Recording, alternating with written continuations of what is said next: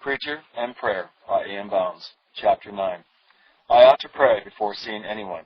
Often when I sleep long or meet with others early, it is 11 or 12 o'clock before I begin secret prayer. This is a wretched system. It is unscriptural. Christ arose before day and went into a solitary place.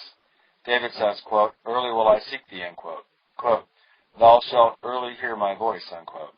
Family prayer loses much of its power and sweetness, and I can do no good to those who come to seek from me. The conscience feels guilty, the soul unfed, a lamp not trimmed. Then when in secret prayer the soul is often out of tune. I feel it is far better to begin with God, to seek His face first, to get my soul near Him before it is near another. Robert Murray McKendree. The men who have done the most for God in this world have been early on their knees.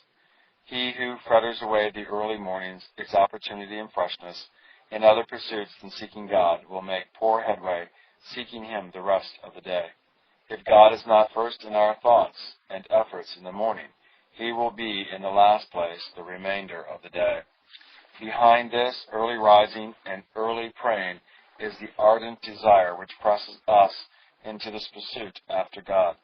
Morning listlessness is the index to a listless heart. The heart which is behindhand is seeking God in the morning, has lost its relish for God. David's heart was ardent after God.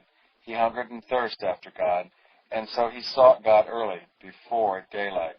The bed and sleep could not chain his soul in its earnestness after God. Christ longed for communion with God, and so, rising a great while before day, he would go out into the mountain to pray. The disciples, when fully awakened and ashamed of their indulgences, would know where to find Him. We might go through the list of men who have mightily impressed the world for God, and we would find them early after God.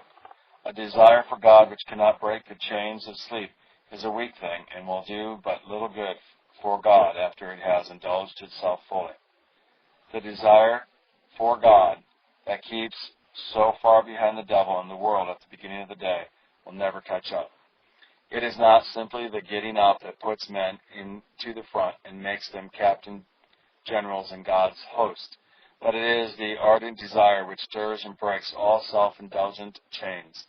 But the getting up gives vent, increase, and strength to the desire.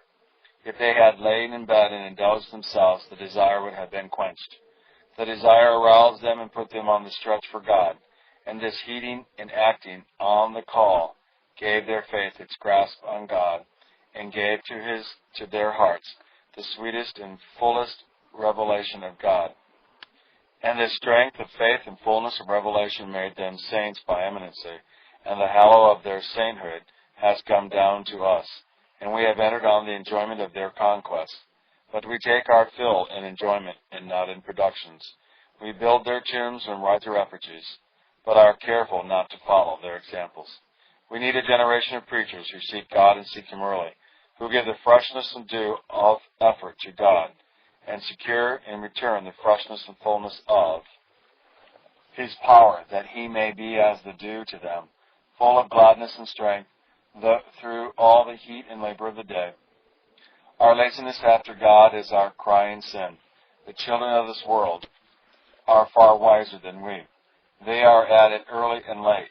We do not seek God with ardor and diligence. No man gets God who does not follow hard after Him, and no soul follows hard after God who is not after Him in early morn.